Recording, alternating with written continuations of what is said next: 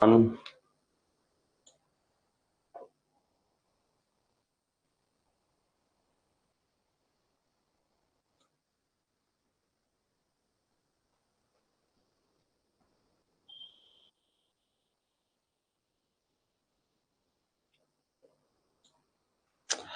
Welcome welcome. तो हमारा आज का पहला क्वेश्चन पढ़ते हैं हम और इसको करेंगे। Okay, great. The most economical section of a rectangular channel for maximum discharge is obtained when the depth is equal to।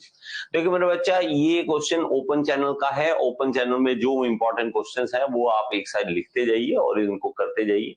और इसके बारे में बहुत ज्यादा डेप्थ में हमें नहीं जाना है, लेकिन हमें हाँ ये है, क्वेश्चंस को एक बार देख जरूर लेना है ओपन चैनल के। ओके, ओपन चैनल में हमारे पास कहाँ ये पूछता है कि मोस्ट इकोनॉमिकल सेक्शन कौन सा माना जाएगा। तो इसके केस में हमें याद रखना है, जिसके केस में हमारे पास होती है बेटा हाइट। ठीक है, इसकी इकोनॉमिकल मतलब चैनल की हाइट होती है और ये विड्थ होती है, ये विड्थ होती है।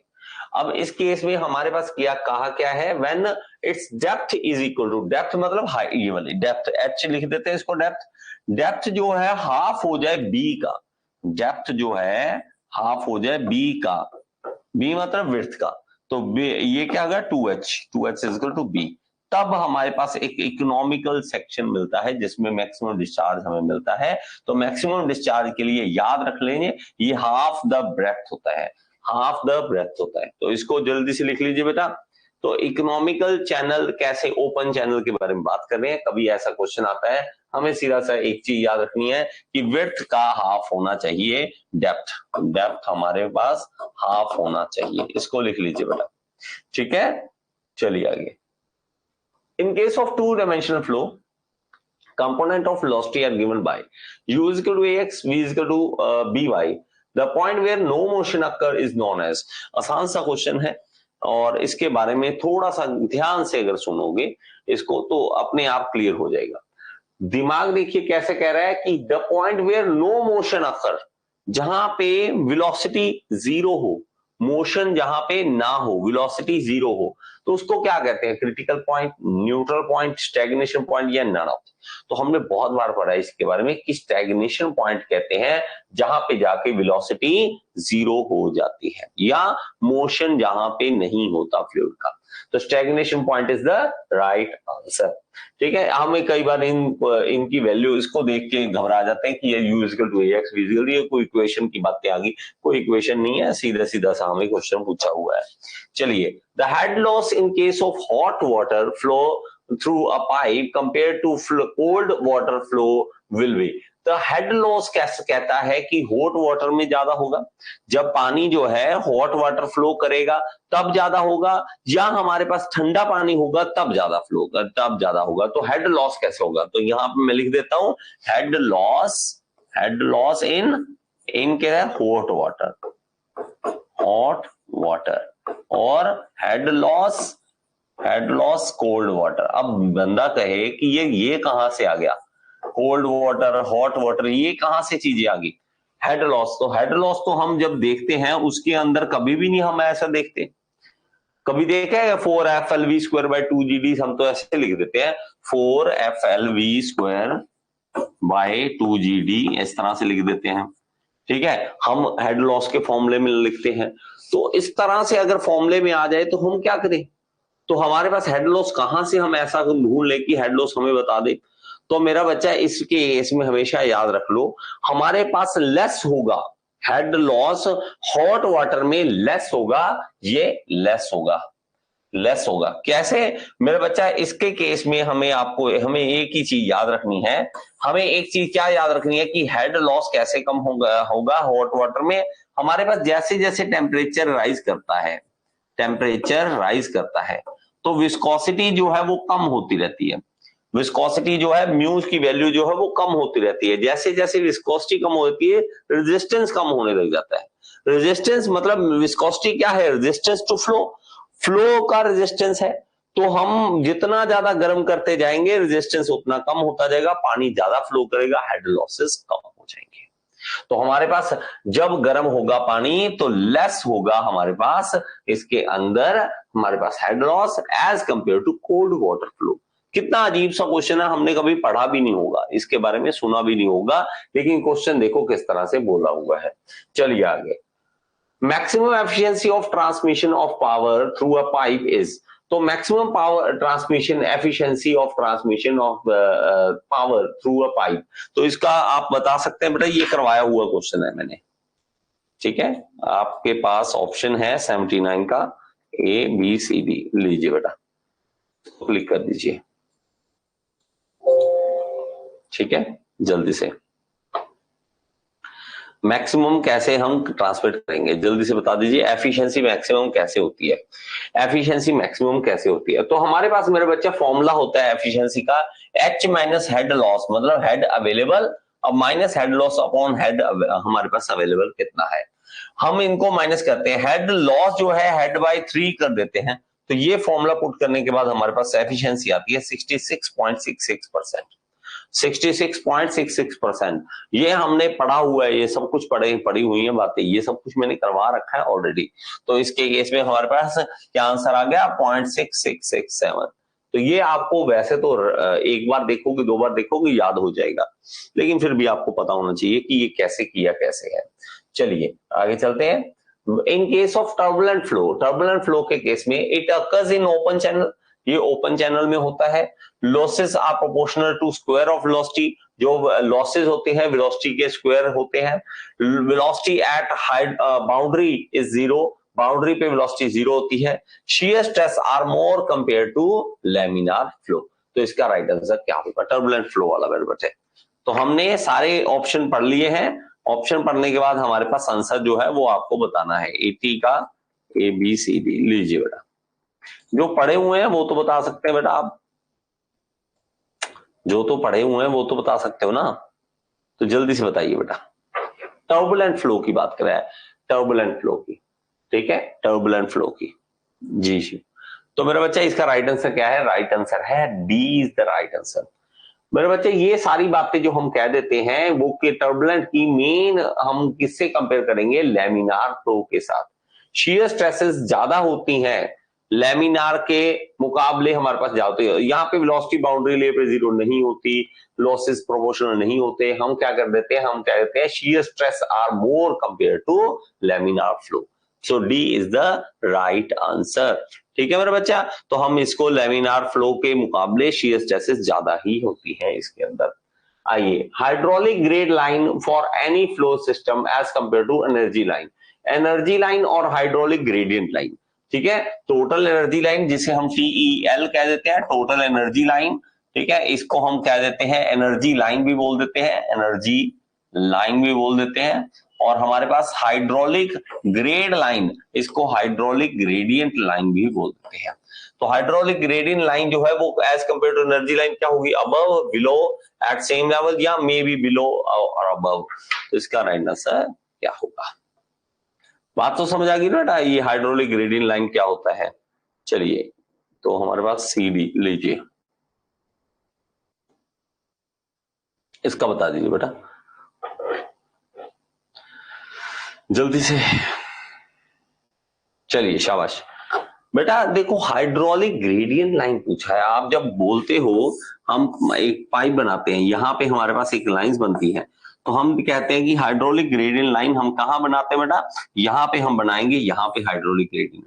और ये इसमें क्या क्या होता है, एक तो पोटेंशियल हेड हो जाता है Z1 और इसमें प्रेशर हेड भी आ जाता है P1 बाय रो जी, लेकिन इसके साथ एक और ऐड करते हैं V1 स्क्वायर बाय 2G, इसको ऐड करते हैं तो टोटल एनर्जी लाइन आ जाती है। तो टोटल एनर्जी लाइन ऊपर होती है और हाइड्रोलिक ग्रेडियंट लाइन नीचे होती है, तो हमारे पास below is the right answer, below is the right answer. Hydraulic gradient line नीचे होगी ना कि ऊपर होगी, ना कि ऊपर होगी, ठीक है। आगे चलिए बेटा, for maximum discharge through circular open channel the ratio of depth of flow to diameter of channel should B.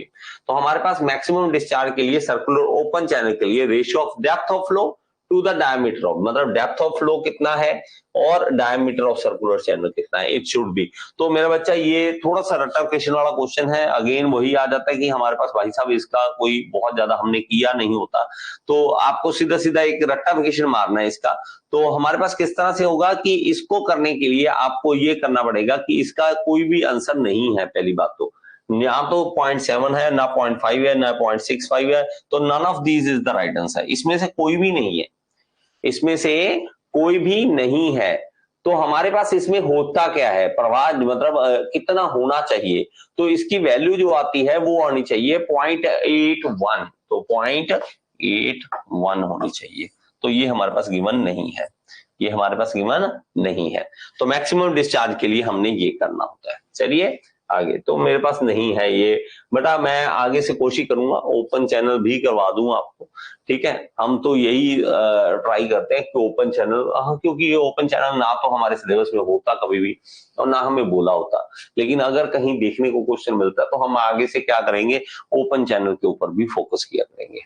Okay चलिए, a triangular section in open channel flow will be most economical when the vertex angle at the triangular base is point is। तो हमारे पास जब ये open channel में again से आ गया, vertex angle जो होना चाहिए वो 45 डिग्री का होना चाहिए, इसको याद कर लीजिए, वर्टेक्स एंगल जो होना चाहिए वो 45 डिग्री का होना चाहिए। अगर ट्रायंगुलर सेक्शन है, इस तरह से ओपन चैनल हो रहा है, इकोनॉमिकल बनाना चाहते हो, तो ये एंगल जो होना चाहिए 45 डिग्री का होना चाहिए, इसको याद कर लीजिए, D is the right answer, इसको सीधा सीधा याद कर लीजिए। The value of coefficient of velocity depends upon, तो ये तो आसान है, slope of orifice, size of orifice, head of liquid our orifice या फ्रिक्शन एट ऑरिफिस सरफेस, ये तो हम कर सकते हैं। 84 का लीजिए बेटा, इसको क्लिक कर दीजिए, 84 का। तो बेटा value of coefficient of velocity, coefficient of velocity का मतलब क्या, सीवी, सीवी किसके ऊपर डिपेंड करता है, तो साइज हो और if इसका स्लोप हो, हेड हो या फ्रिक्शन, तो इसका राइट आंसर बेटा फ्रिक्शन। फ्रिक्शन ज्यादा से ज्यादा होगा तो कोएफिशिएंट ऑफ वेलोसिटी हमारे पास कम होती जाएगी, तो फ्रिक्शन अगर कम है तो कोएफिशिएंट ऑफ वेलोसिटी भी बढ़ती है। तो सीवी जो है, कोएफिशिएंट वैल्यू जो है, सीवी की वैल्यू जो है वो फ्रिक्शन पे डिपेंड करती है at the orifice surface. Okay, the discharge through an orifice fitted in tank can be increase by, कहता है कि अगर आप डिस्चार्ज बढ़ाना चाहते हो ऑरिफिस में तो क्या कर सकते हो, कैसे कर सकते हो, fitting a short length of pipe to the outside, sharpening the edges of orifice, fitting a long length of pipe to the outside, fitting a long length of pipe in the inside। तो मेरे पास मेरे बच्चा क्या होता है, हमारे पास इस तरह से देखोगे, एक ऑरिफिस है, यहाँ पे एक ऑरिफिस है, आप इसमें डिस्चार्ज इंक्रीज करना चाहते हो, डिस्चार्ज को बढ़ाना चाहते हो, तो आप क्या करोगे, एक छोटी पाइप लगा दोगे यहाँ पे, जिसको हम माउथ पीस बोलते हैं, जिसको हम माउथ पीस बोलते हैं। तो ये माउथ पीस लगाने से क्या हो जाएगा, इसका डिस्चार्ज क्यू जो है वो इंक्रीज कर जाएगा। तो इसका राइट आंसर क्या आ गया, A is the right answer. Short length की पाइप हम इसके साथ जोड़ देंगे।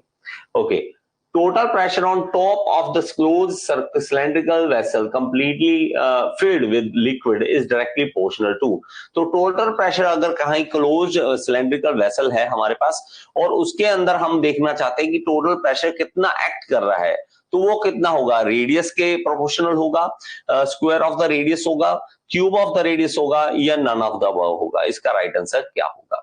जल्दी से आपको ऑप्शन दे रहा हूं मैं बेटा, आपके पास ऑप्शन है यहाँ पर और इसके ऑप्शन पे क्लिक कर दीजिए, 86 का ए बी सी डी लीजिए, ठीक है, इसको क्लिक कर दीजिए बेटा।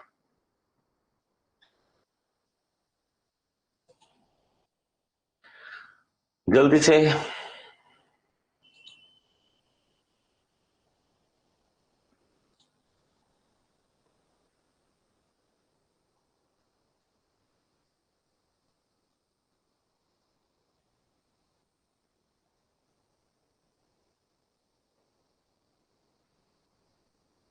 नहीं, ओके चलो, जिसका आपने आंसर देना, ठीक है ठीक है। इसमें हम क्या लिख रहे हो, क्यूब नहीं मेरे बच्चे।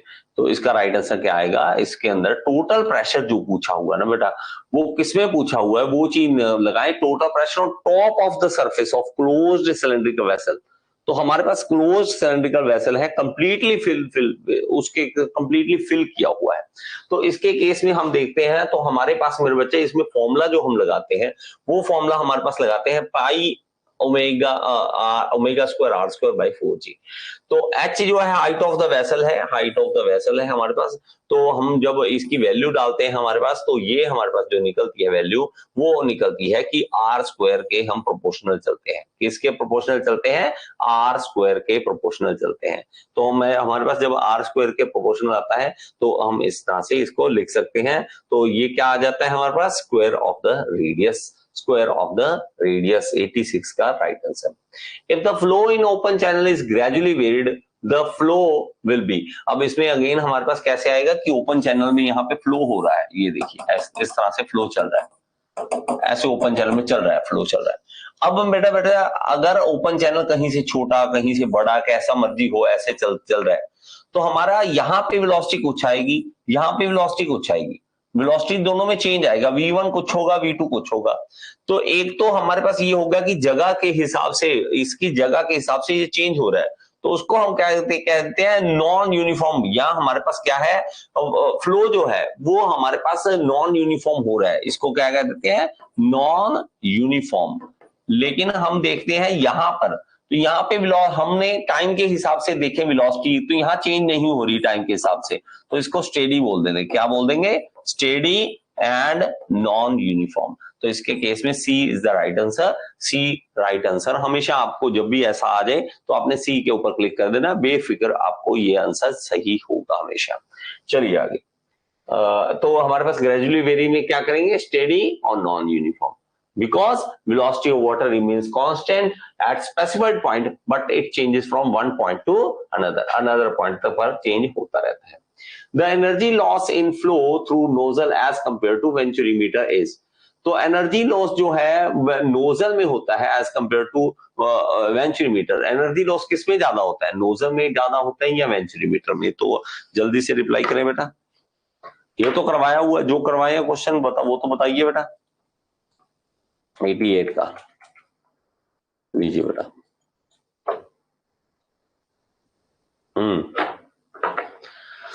एनर्जी लॉस वाला बताइए जल्दी से बेटा, जल्दी से क्विक। तो इस केस में क्या होगा, इस केस में होगा मोर, नोजल में ज्यादा लॉसेस होते हैं, वेंचुरीमीटर में कम होते हैं। वेंचुरीमीटर में लॉसेस कम होते हैं, हमेशा हमने बोला हुआ है, चाहे ऑरिफिस के साथ कंपेयर कर लो, किसी और से साथ कंपेयर करो, तो वेंचुरीमीटर में लॉसेस बहुत ही कम होते हैं। Orifice is an opening, orifice किसे कहते हैं, with close parameter end of regular form through which water flows, with prolonged side having length 2 to 3 times diameter of the opening thick wall, with partially full flow in hydraulic structure with regulation provision। तो इसका right answer क्या होगा? Orifice क्या है, simple सी एक definition पूछी है कि ऑरिफिस है क्या। जब हम ऑरिफिस की बातें करते हैं तो हमारे पास ये क्या है, क्लोज पैरामीटर होता है। क्लोज पैरामीटर जिसमें हम एक पैरामीटर रखते हैं एंड ऑफ रेगुलर फॉर्म, एक जैसा चलता है।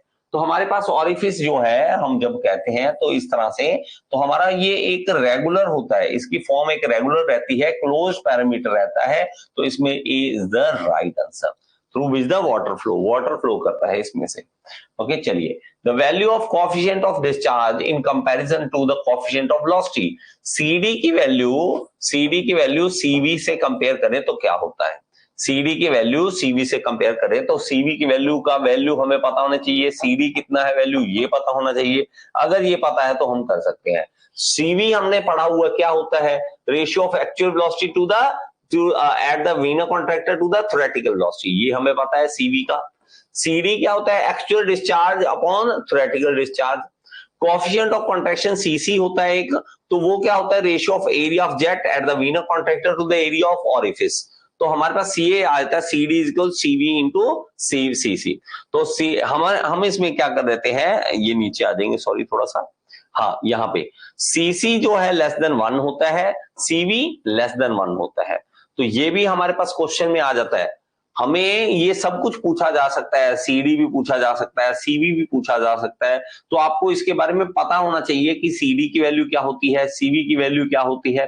तो हमारे पास जो है सीडी की वैल्यू वो हमेशा कम होती है सीवी से।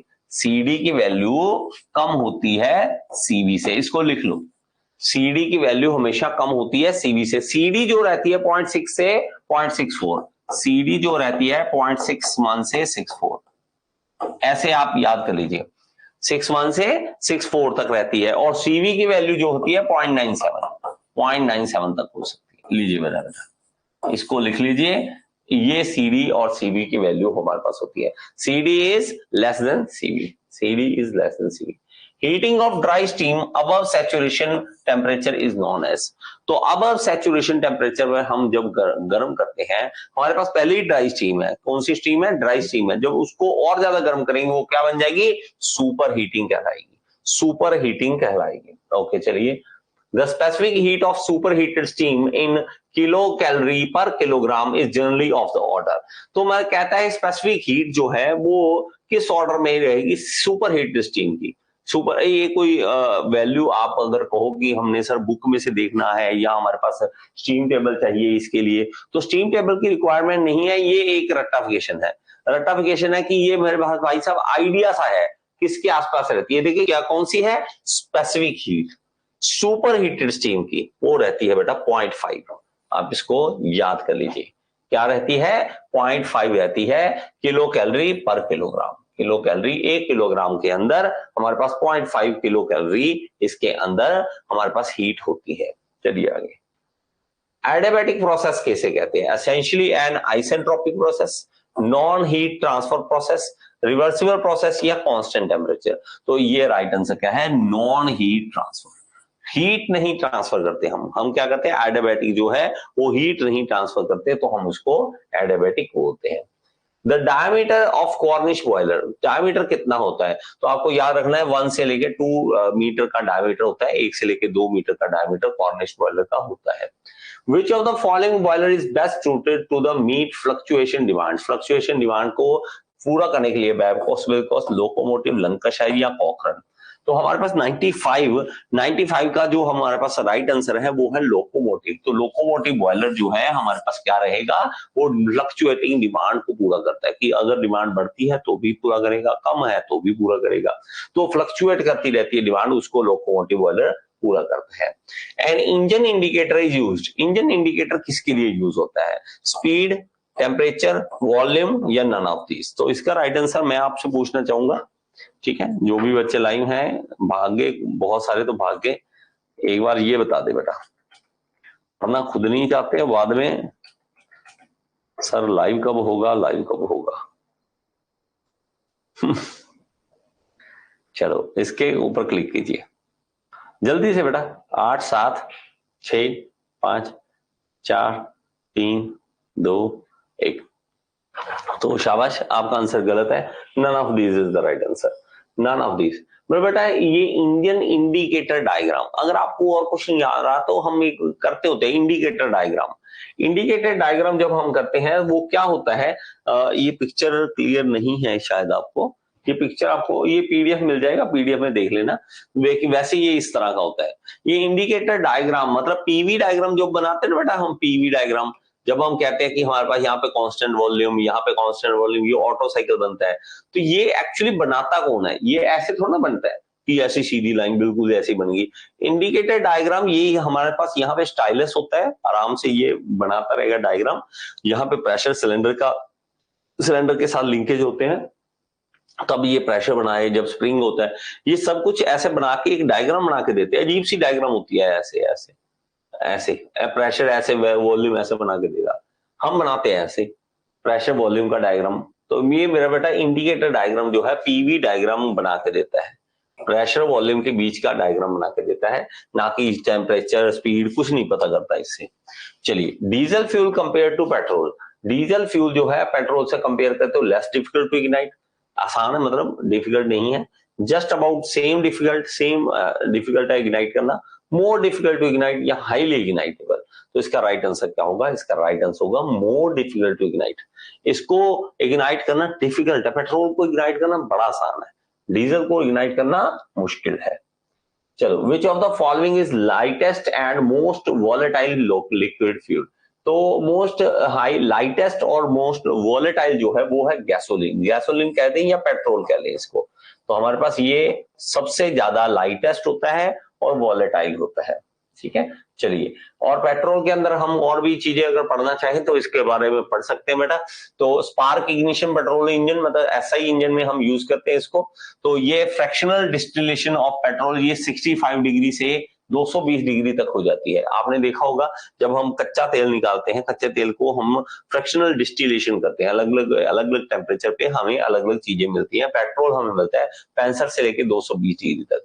केरोसिन जो मिलता है हमें वो 345 से लेके 365 डिग्री तक मिलता है। और हमारे पास डीजल की बात करें तो हमारे पास 345 से 470 डिग्री तक मिलता है। बेंजीन हमें देखें तो हमारे पास रीडिस्टिलेशन प्रोसेस के थ्रू टार के थ्रू मिलता है, which is a by product. तो क्या ज्यादा नहीं पढ़ना, alcohol fermentation of vegetable matter से हमें मिलता है। तो इसका अगर पढ़ना चाहें तो हम इसकी डिटेल पढ़ सकते हैं, लेकिन हमें पेट्रोल डीजल ये दो की जरूरत पड़ती है, बाकी की इतनी जरूरत नहीं पड़ती है। Which of the following statement about petrol engines octane and cetane number rating is true? Diesel should have higher octane as well as cetane number. Diesel should have higher octane but lower cetane number. Diesel should have lower octane number but higher cetane number. Diesel should have lower octane as well as cetane number. तो हमारे पास देखो petrol engine, ये किसके बारे में पूछा है? Following about the petrol engine octane and cetane number. तो पेट्रोल नंबर, ये थोड़ा सा अजीब सा क्वेश्चन पूछा हुआ है बेटा, थोड़ा सा अजीब सा क्वेश्चन है। Which of the following statements about the petrol engine octane and cetane number rating is true? तो मेरा बच्चा हमारे पास क्या पूछा हुआ है? Diesel should have higher octane. तो मेरा बेटा हम पेट्रोल इंजन की बात करते हैं।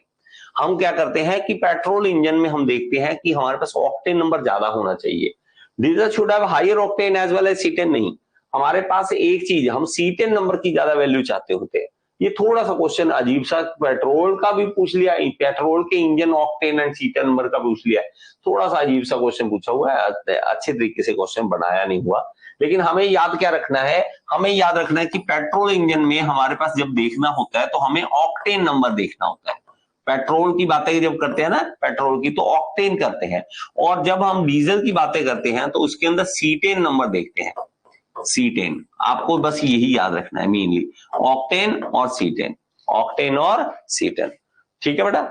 चलो, तो इसी साथ बेटा 2018 का ये वाला पेपर खत्म हो जाता है और नेक्स्ट हम पेपर भी स्टार्ट करेंगे, और कुछ दिन है आपके लिए, और उसके बाद आप अपनी मेहनत खुद करिए बेटा, बहुत ज्यादा मेहनत कीजिए। और एसएससी जेई का एग्जाम बहुत पास आ चुका है, तो उसकी तैयारी आप अपने साथ बहुत ज्यादा तरीके से करते रहिए, और कोई भी डाउट हो मुझे व्हाट्सएप कर दीजिए, ठीक है। Thank you so much, next कल मिलते हैं दोबारा।